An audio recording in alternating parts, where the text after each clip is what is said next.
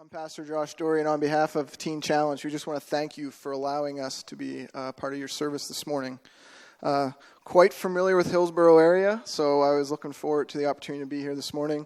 I myself married an Albert County girl, so can I get a shout out at all? Any excitement? Yeah. Married Jessica Betts from Riverside, Albert. Some of you guys know her mother, Elizabeth Collins. And actually, we've been living up down in Riverside, Albert for the past year, up until working at Teen Challenge. I may even served some of you down at the Takeout in Albert County, because that's where I was for the summer. Humbling ministry there. I'm affiliated with our Baptist convention. I associate pastored for a few years in the city at Sunnybury Baptist. Been working on my MDiv, and then God kind of just plucked me out where I was this summer and placed me at Teen Challenge, and it's just been an eye-opener. It's been a privilege, just seeing the opportunity of God changing people's lives and getting to meet new people. As Christians, we believe in a God who is powerful. We believe in a God who has the ability to do what Tim was saying, more than we can ask or imagine. And we believe in a God that is in complete control of this universe, of this earth, because He created it. He created us to reflect His glory. He created us to display His glory, to praise Him and be in relationship with Him. But we know of the sinful nature. We know how the story plays out. We know about our rebellion. But we're also thankful that this great God is very powerful in grabbing hold of people's lives and changing them, saving them, redeeming them, and transforming them. That God is capable of bringing the dead back to life and setting them free from their sins. And you're going to find out this morning that some of these stories here from Teen Challenge, but I want you guys to realize it's not just the guys coming through Teen Challenge's story. It's our story too. That before Christ came in, we were all dead in our trespasses. And then Christ came and He brought us back to life. God led us to the cross and we repented and received Him, and He gave us new life. And so 2 Corinthians 5:17 says, "Therefore, if anyone is in Christ, he is a new creation. The old has passed away. Behold, the new has come." And then I heard a few people quoting it. It's one of my favorite verses. Galatians 5:1 says, "For freedom Christ has set you free. Therefore, stand firm and do not go back to a yoke of slavery." So we have a God who is able to do this. And this is why I firmly believe Teen Challenge exists, because it believes in that kind of God. A kind of God who can interrupt our lives. Whether it's doing a life of drugs or greed or whatever it is, that God can come in and interrupt us with His grace and save us for His glory. And the first guy I want to invite up is Tyler. So Tyler, you can come forward, bud.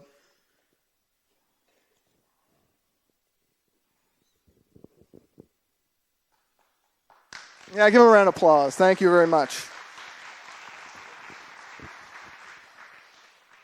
Morning, everybody. It's great to be here. I thank you guys for having me at your church today. Let me tell you a little bit about myself. My name's Tyler. I'm from Hillsborough. My grandparents are Merle and Carolyn Geldart. I was born here and grew up here a little bit. So I'm going to share a little bit about my life with you, where I come from, some of my mistakes in life, and the things that Jesus Christ has done for me. I'm not here to glorify my past in any means. I'm just here to give you a little bit of my story. So my name's Tyler. I was born in Moncton, New Brunswick. I came from a very dysfunctional family. I was abused physically and mentally every day of my life. This left me very, very hard. I had an anger inside me that I could not get rid of, that took its toll on me through the rest of my life. I had this hole inside of me that I couldn't fill. It was always there, and I was always trying to fill it with something. And I just remember being a little boy, brushing my teeth in the mirror, looking in the mirror, and I couldn't even look at myself in the mirror because I hated who I was. I hated the way I looked, the way I talked. I hated myself. And this led to a life of slavery under the bondages of drugs and alcohol. I remember my mother and father, they fought constantly, and eventually my mother and father got a divorce. And this left me in a very bad spot where my mother took out her problems on me. She considered me my father, and this was my life. So eventually my mother found a new man, and we moved to a place called Zeeland on the outskirts of Fredericton. This is where drugs and alcohol started to consume my life. This is where it took a hold of me at a very young age. I remember being in grade 7. I had no friends. I was a very small guy. I got picked on a lot, and that just fueled my anger even more and made that hole bigger inside me. And one day I met a young guy there. We became close friends. His father was a lawyer, had lots of money. I was always going to his home because I hated going home. And he had lots of expensive alcohol there. So this is where I first got the taste of alcohol. I loved the way it made me feel. It took all my problems away. I didn't have to deal with my problems at home. I didn't have to deal with problems at school anymore. All I had to do was drink out of that bottle, and bam, it left me feeling on top of the world. So that's what I did. I started drinking. I drink going to school. I drink when I get home. I drink with my friends. And that led to the use of marijuana, cigarettes, so on and so forth. And just led me down the wrong path. So I got going to high school. I started selling drugs to support my habit because I didn't have a job or anything. So I had to do something to support my habit. Drinking and partying on the weekends, sex, pornography. I was just going down the wrong path completely. And I was 16 years old, and my mother kicked me out of my house. So this left me in an even darker place. I felt like I didn't have a mom anymore, and I just felt not wanted. So I ended up moving place to place. I ended up moving in with my girlfriend. Big mistake there. They couldn't handle me either, so I got kicked out of there. I was just living the wrong life. Eventually, I graduated. I don't know how I did. I skipped school. I was never there, never studied, but I graduated. And I said, I'm going to go to college. Big mistake, considering I was a drug addict. I got a big student loan, and I spent it all in like a week, thousands of dollars. This is where I was introduced to crack cocaine and intravenous needles. My life started to go downhill very, very fast. My body was deteriorating. My mind was deteriorating. I could no longer afford my apartment, so I had to leave. I ended up moving in with my girlfriend, who was going to university at the time. I lived with her. I couldn't hold a job because I couldn't focus on anything. I needed to use every couple of hours to keep myself going, or I was sick as a dog. So eventually, her grandfather passed away, and she said, we should move in with my grandmother. This would be a good time to maybe get you to grow up a little bit, give you some responsibility. So I said, yeah. I said, I'll try anything. I was up for anything. So we moved back to Zeeland again, outside of Zeeland, and I started to look after things, but nothing helped. My life started to go downhill even faster. At this point, me and my girlfriend have a beautiful baby girl. Her name's Ryder. She's 21 months old right now. She's the best thing in my life. I love her more than anything. I'd give my life for that little girl. But at the time, I resented her. I did not want to be around her. I did not want to look at her because I felt like she took a part of my life. That's a horrible thing to say, I know. So it became a habit of me leaving first thing in the morning when I woke up, and I might not come home for 7 or 8 days. I'd leave. I'd go party with my friends, hanging out with all the old guys I used to, all the old drug dealers. And that became a lifestyle for myself, not sleeping. I'd go 5, 6, 7 days without sleep, and I'd come home, I would just be a wreck, just a mess. My mind was gone. I didn't care about anything but my drugs. So one day I come home, and my girlfriend, she looks at me and she says, Tyler, you're not providing for me and you're not providing for your daughter, so you have to leave. This left me in a very dark spot. I left, and I moved into a buddy's house, and all I had left was me and my drugs to comfort myself. So I continued using every day. I just wanted to die.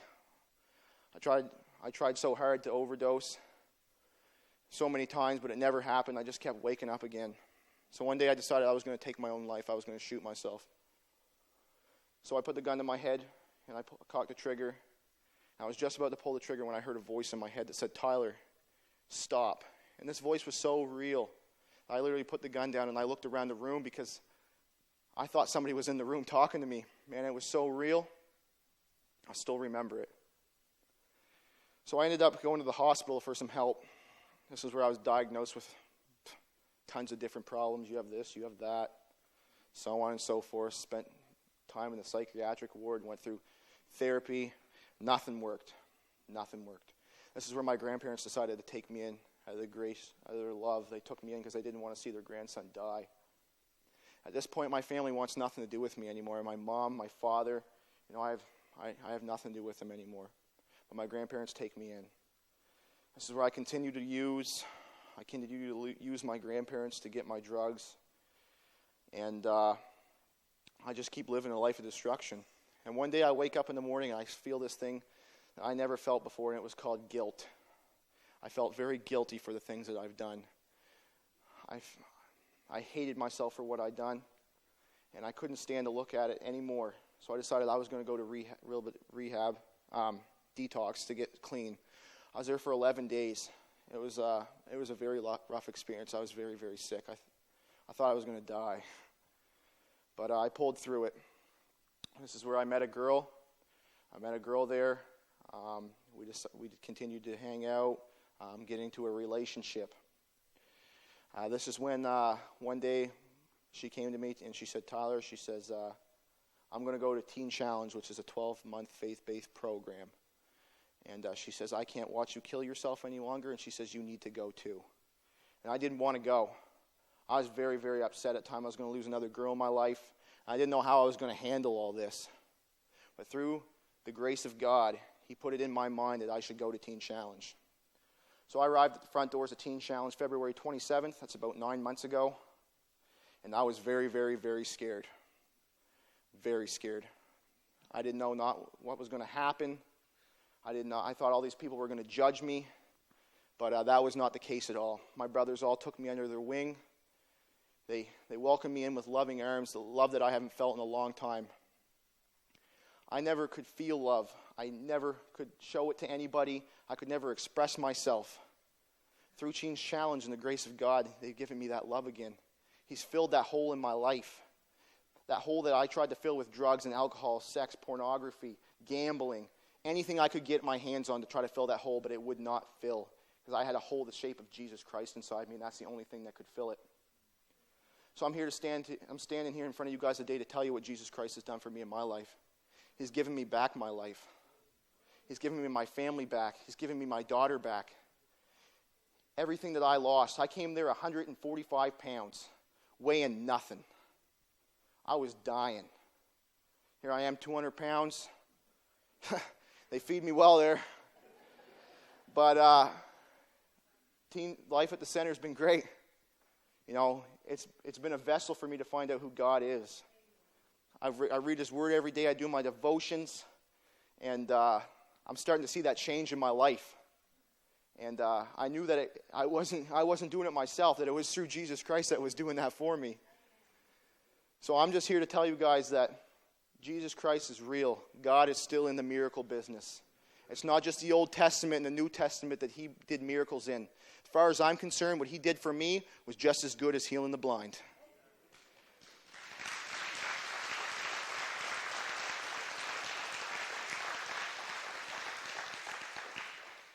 So I got a little scripture that I want to share with you guys. It's about the love, and the love that you need to have, whether we're Christians or not. We need love. So if I speak with human eloquence and angelic ecstasy, but don't love, I'm nothing but the creaking of a rusty gate. If I speak God's word with power, revealing all of His mysteries and showing as plain as day, and if I have faith to say to a mountain, jump, and it jumps, but I don't love, I've gotten nowhere. If I give everything I own to the poor and even go to the stake to be burned as a martyr, but I don't love, I've gotten nowhere. So no matter what I say, and no matter what I believe, and no matter what I do, I'm bankrupt without love. So I thank you guys for listening to my story, and I just want to thank you guys again for coming here, and God bless you all. So, thanks, Tyler.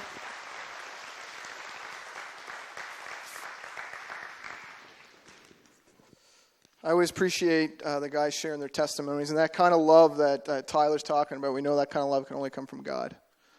He's the one who gives us new desires, changes our affections, and it's only in him that we can have true joy. Just want to tell you a little bit about Teen Challenge. Is anyone familiar at all with the history of Teen Challenge? So Teen Challenge began back in 1958 by a pastor by the name of Dave Wilkerson. He was pastoring in Pennsylvania at the time, was reading an article from the Life magazine about this murder trial of this teenage gang, and he felt compelled by God to go there to see what he could do. And so he goes. And so on one February afternoon, Wilkerson read an article in Life magazine about 7 teenagers who were on trial for murder. And during a gang fight in Manhattan, these teens beat a young man to death, troubled by what he reads in the article and sensing God wanted him to do something for the teens. Wilkerson made a trip from his hometown in Hillsborough, Pennsylvania, to the urban area of New York City. And so it just wasn't like he went in there and everything went peachy clean. He went into the murder trial to see what was going on, to kick him out. And so he's on, I think it was a Life magazine or newspaper. They got him a picture of him being thrown out of the courtroom with the Bible in his hand. But shortly after, God was still working through all this. He returns back to New York and begins working with teenage gang members and stuff. And then shortly after, Teen Challenge is formed. And so what became one center in, I believe, Brooklyn, New York, God has just exploded it to a worldwide ministry. So it's not just in North America. There's some in Africa, Australia, of God just grabbing hold of men and women and rescuing them. And in Canada, we have 6 Teen Challenge centers, ages 18 and up. So we have one female center out in Toronto. And the other 5, there's one in our men's centers. There's one in Memramcook, New Brunswick. That's where we're located at. You have one in Alberta. You have one in Saskatchewan, and 2 more in Ontario, along with that women's center. And I want to now tell you a little bit about the ministry. So Teen Challenge is a 12-month faith-based residential program. These guys come to Teen Challenge and ladies come to Teen Challenge, and it becomes their home. And we don't hide the fact that we're Christian. We don't shove it either down these guys' throats, but they realize that there's something different about this place when they come. And so it's just neat to see God working in that. And so a typical day at Teen Challenge was that they wake up, they do their morning devotions, they get ready for the day, they have breakfast. 9:15 we have chapel. And then in the after chapel they spend an hour in class time or work on any assignments that they have. Then in the afternoon is work detail. And then in the evenings, there's other forms of chapel, work details, recreation time. That's a typical day at Teen Challenge. So we are a structured program, but we also point these guys to Jesus. And so it's just been a privilege to see these guys work, see these guys change and see God's work in their lives. Now I want to invite Gerald. Gerald is I'm from near the Valley in Nova Scotia, and so Gerald is too. So it's exciting to have a fellow Lunenburg/Kings County guy on board here. So give it up for Gerald.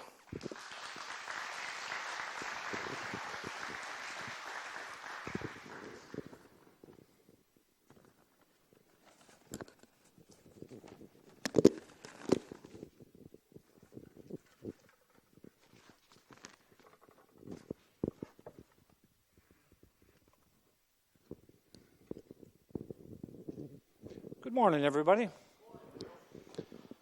My name is Gerald. I'm a son, a husband, a father, a brother, a friend, and an alcoholic. I was born on March 24th, 1959 in a small coal mining town near Spring Hill, Nova Scotia. I am 54 years old, the youngest of 4 boys. I had a normal childhood. My mom was a very loving person and my best friend. My father was a rough coal miner that only in his later life told me he loved me, although my mother always told me that he did. I started drinking as a teenager to fit in. As my life progressed, so did my drinking, to the point I could not function without it. I was a high-functioning alcoholic and very loyal to whatever I was doing, either good or bad. I have worked for the same employer for the last 33 years, in which they have tried on several occasions to get me help, but with limited success. I've been married to my wife Jane for 32 years, who I love dearly. God has blessed us with 2 healthy, loving, and beautiful children. My family has always encouraged me to get help and have suffered greatly from my alcoholism and the choices I made while under the bondage of it. My drinking was getting even worse, and just after Christmas, I was asked to leave my home by my wife. I moved into a boarding house where I thought all I had left was my bottle, so I embraced it even more. In mid-January, I ended up in detox again for the 5th time.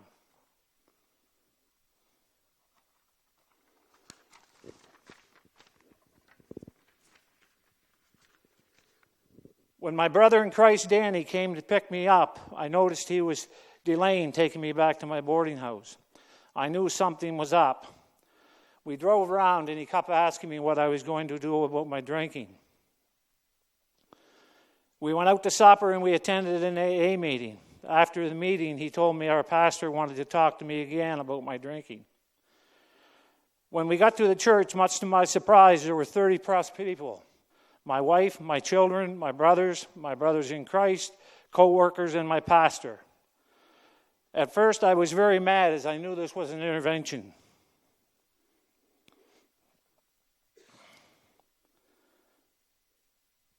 This was the first time they had ganged up on me all at once. Divided, I could always talk my way out of getting help. Each of them told me how very much they loved me and how my drinking was ruining their lives, wanting to know why I was so desperately trying to kill the person that they loved so dearly.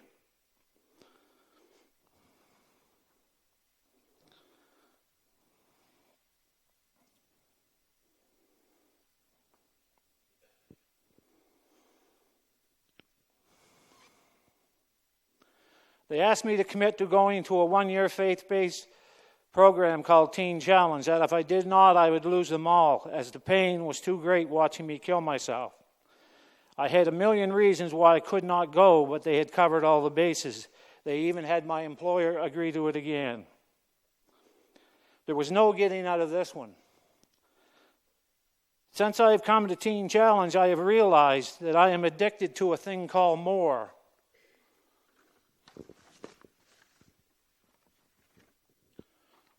It has manifested itself throughout my life in the form of alcohol, drugs, sex, pornography, lies, and deception. It all comes from the same source, Satan. The only known solution to this is the light of Jesus Christ. Today I am here to tell you what Jesus Christ has done for me and my family. Life is so good with God in the center. Now problems are turning into solutions. Fear is turning into anger, into hope. My anger is turning into love. I am free in God, and it's the best place I've ever been. I am learning how to turn risks into challenges, and I take no credit for any of this. Let God have all the glory. He never let me go. Jesus has taken me from an alcoholic who was bitter, unhappy, violent, depressed, and judgmental, and gave me the wings of eagles, soaring to the heights I've never dreamed possible. He has given me words to share with other addicted people. He is restoring my family and friends and fills me with his love every day. He allowed his only son to die so I could live my life in abundance, and all I have to do is believe in my heart that Jesus was crucified on the cross for my sins, died, and was resurrected on the 3rd day. Our God is the only living God. I see now that over the years I was a fan of Jesus, going to church, running church ministries, and doing all the right things. But yet I was still breaking the 2nd great commandment. Mark 12:31, love your neighbor as yourself. By not living this command, I got judgmental, envious, deceitful. These were all the things that allowed Satan to come back into my life and destroy my Christian walk. Since I have come to Teen Challenge, I have been able to focus my life back to Jesus. I am no longer a fan of Christ, but on my way to becoming a follower of Christ. I challenge you today to decide, are you a fan or a follower? I hope I will never forget the wonder of my salvation. I would like to share a little piece of scripture with you. Galatians chapter 2, 20 and 21. My old self has been crucified with Christ. It is no longer I who live, but Christ lives in me. So I live in this earthly body by trusting in the Son of God who loved me and gave himself to me. I do not treat the grace of God as meaningless, for if keeping the law would make us right with God, then there was no need for Christ to die. Every day, as human beings, we make choices. Some are good and some are bad. Some of us make bad choices with no effect on how that's going to cause consequences to other people in our lives. The consequence of living my life the way I wanted to live my life is that every day that I have to look into the eyes of the people I profess to love and see the torment and the destruction that was caused by my bad choices. I can't change any of this. But what I can do is every day I can look at them and treat them and give them the same love and compassion that Jesus Christ has shown for me. I want to thank you all for allowing me to share my life, and may you all find peace in Christ, and may God bless and keep you all.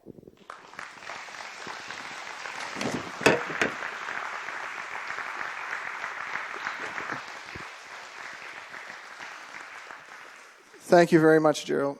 Thank you very much. One of the things, he hit it in his verse that he says that God loved him and saved him. That whole idea is that, do we realize that God delights in saving people? That it excites him that he has the power and the ability to save and restore people. It excites him. So where you're at in your faith in Christ, God does not regret saving you. He delights in you. One thing I just want to highlight, I said about class time, but didn't really mention what we do at Teen Challenge with this stuff, is that, we talk about God, we talk about Jesus, we do some Bible teaching, but in that class setting, we talk about life skills, we talk about things like sex, dating, we talk about anger. Is there anything else you guys think about what you guys talk about in class? You talk about me? That's good. Yeah. High school all over again, I guess. But yeah, we address all these different issues because we believe that God is able to tackle all those different issues in our lives. And so our desire is just to prepare these men to be set free to go back into to their lives when they're done at Teen Challenge. And so right now, I just want to invite Stefan to come up. Stefan, he's almost at the end of the 12 months. His graduation is November 30th, and I've only had a chance to know him for a few months, but I'm very thankful for that opportunity. Even in those few months, I can tell you that I can see God's work in his life.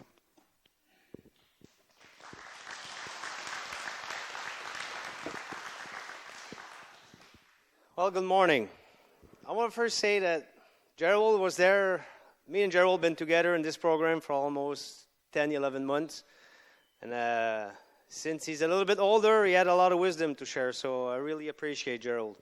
And I've seen Tyler, since he's there, he's changed so much. I mean, we've seen so many changes through God, not with our own strength, but in Philippians 4:13 it says, I can do everything through God who gives me the strength. So we have to give God glory to this. My name's Stefan, like I said. I'm from Grand Falls, New Brunswick. I'm 39 years old, and myself, I've been raised in a church. At 7 years old, my mom and dad accepted God, and since I can remember, I went to church.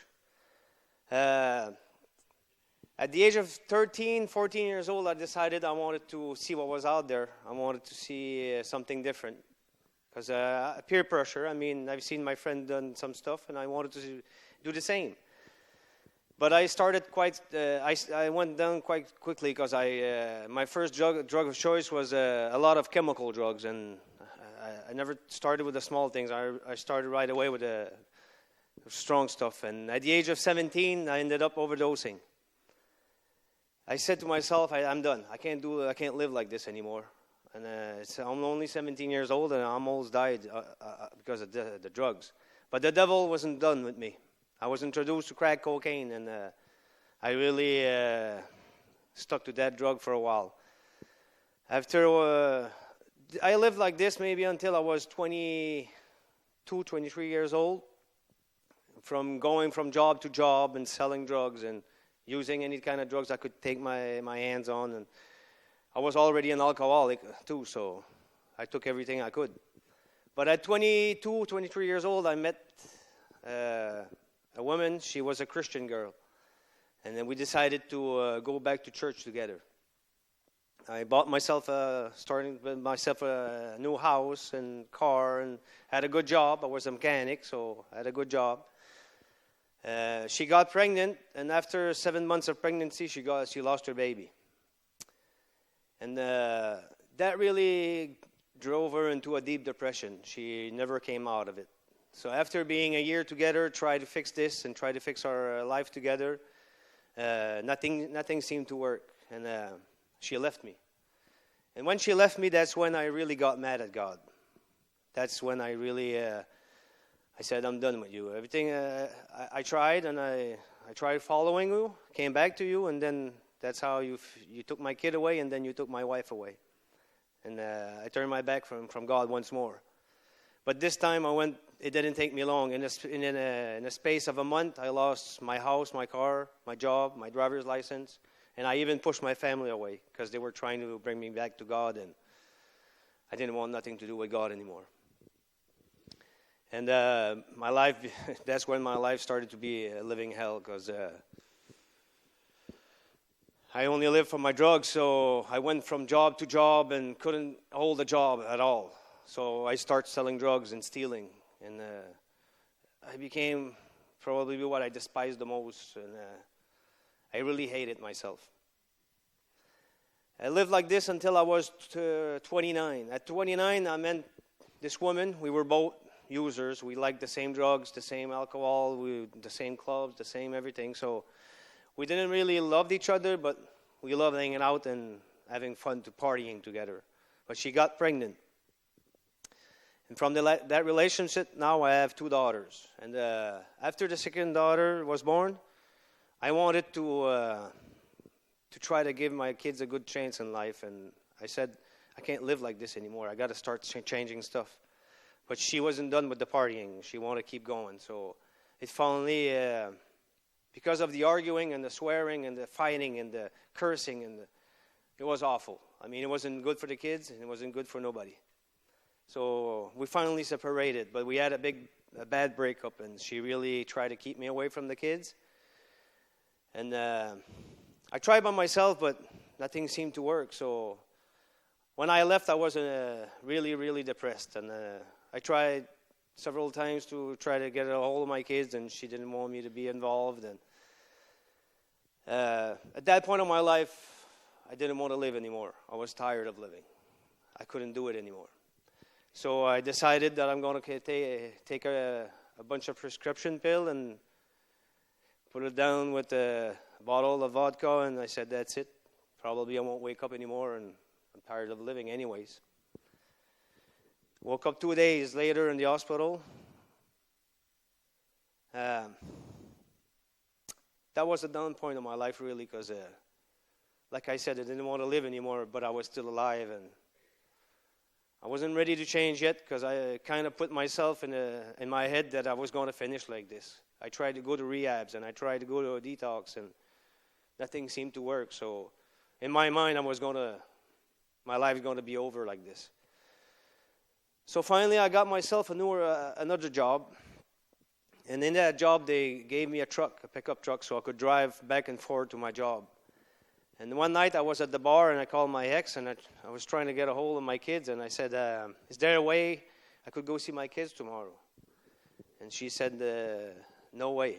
I don't want you around here anymore. So I said, okay. But when I left the club, I was in a bad state of mind, and I really didn't care anymore. So I just remember driving like crazy and went into the ditch. And I jumped up a driveway. I jumped in the air. And still this day, I remember I felt like a presence took me out of that truck. because the truck ended up hitting a brick wall.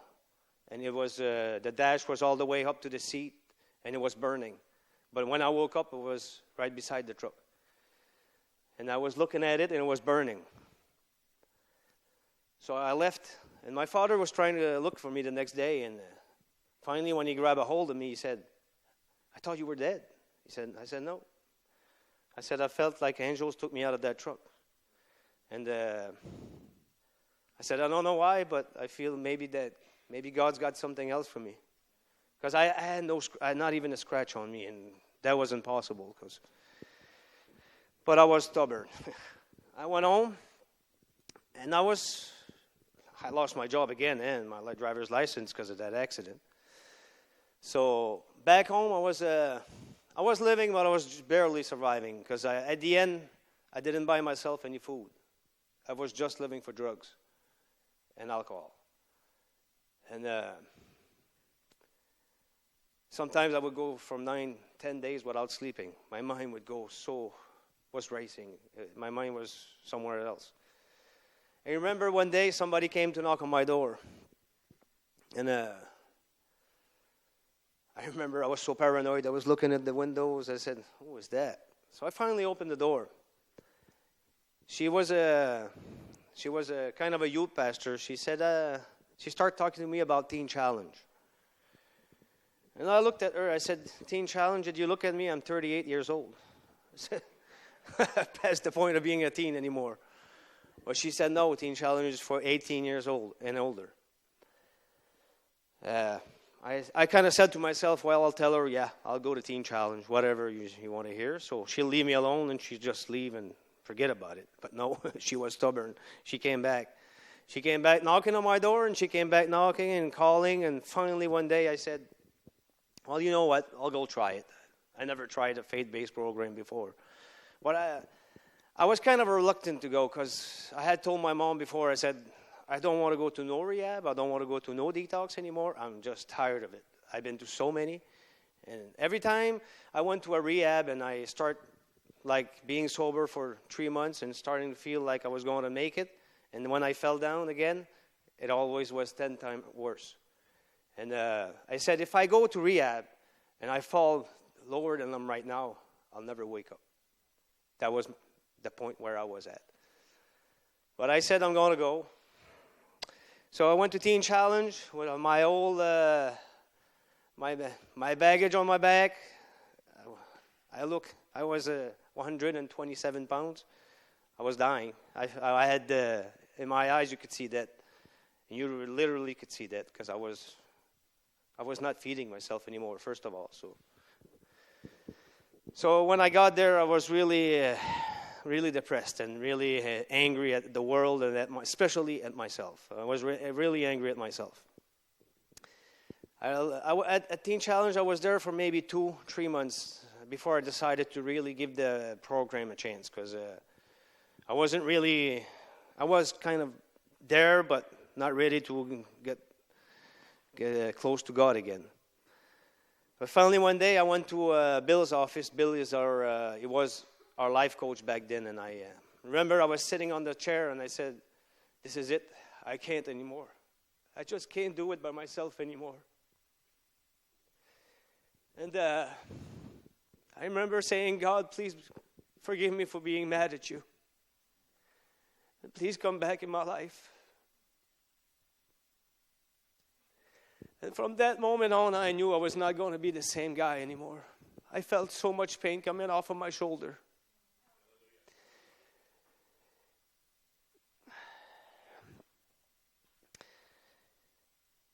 And like I said before, I tried by myself and I couldn't. So it was time for me to do something else. I had to give it to God, surrender to God. It wasn't easy. And my biggest problem was I had no problem forgiving everything that people did to me, but it was forgiving myself, what I've done to people and what I've done to my loved ones. I've hurt people, and I'm still in the process of, my family is coming back to me. And after being in Teen Challenge for 4 months, I had a pass. I went to see my daughters, because now they're involved in my family still and in my life still.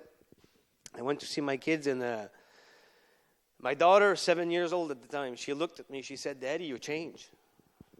I said, "What do you mean I changed? Why do you say that?" She said, "Well, you don't swear anymore." And in French, we could swear, so that was a big thing. And you could have gave me $1 million, but just seeing the look of my kids' eyes, looking at me, seeing the real and concrete change in myself, I could see the change that they could see now, because for the first time I realized I was really changing. And like I said, you could have given me $1 million and nothing would have given me so much joy than seeing my kids, seeing me change like that. And lately I've discovered something. I was talking with Jeff Hoyt, who's now the new life coach. And for 25 years in my life, when I woke up, the first thing that came to my mind was, how am I going to get money for my drugs today? Or sometimes I even woke up in the middle of the night saying, how am I going to get, I need something right now. And it was always on my mind, always on my mind. It's hard to describe, people who never use, but sometimes I try to use this analogy about a prison cell. It's like being in a jail, a prison all the time, and you can't get out because it's always there. And you try to open the door to get out, but it's always on your mind. It's always there. And for the longest time, for 25 years that I can remember using, now I wake up in the morning and the first thing that comes to my mind is to thank God for what He's done for me and thank God for taking care of my daughters while I'm not there.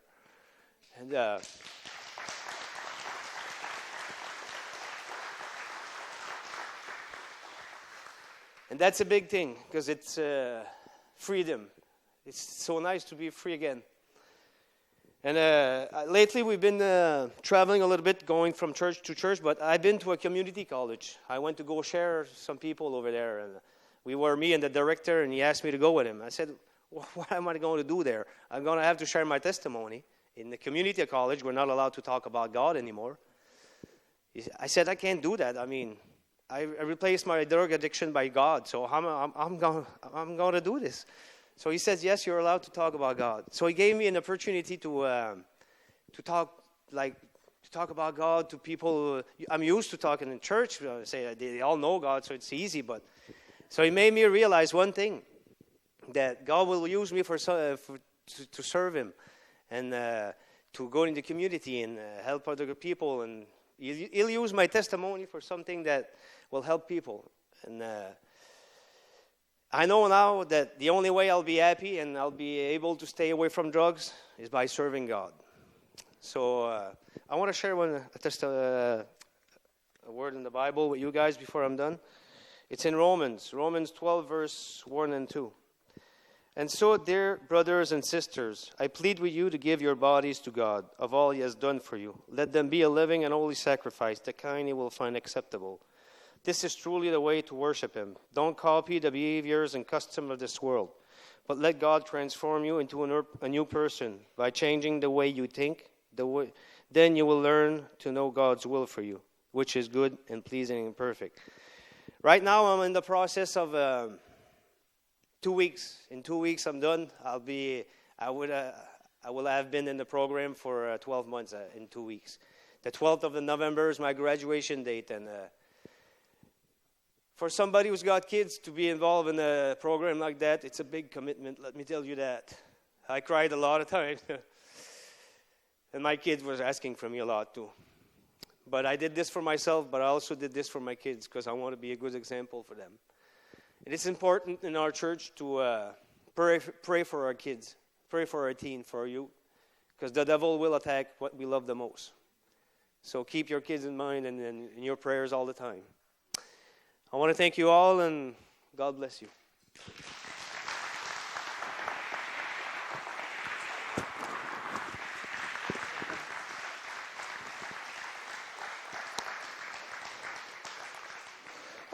I just want to thank you for allowing us to be here this morning. And one of the things I just want to tell you that one of the ways that God has been sustaining this ministry of Teen Challenge all over the world is through His church, through the bride of Christ. And so we want to thank you for your support, both prayerfully, financially. And this morning, Some of you received this. It's a sponsorship form, and there's just ways that you can support the ministry of Teen Challenge, whether it's through a one-time giving, through a monthly donation, or even agreeing to sponsor one of our students. So take some time if you want to, take some time to fill that out, and you can submit it to us in the back. We have a table out there. We have some books. We have some resources. We would love to talk to you. But most importantly, above all, we need your prayers. And I know you guys have been praying for us. Continue to pray for us. I just want to thank Pastor Tim and the deacons for inviting us here this morning. Thank you very much.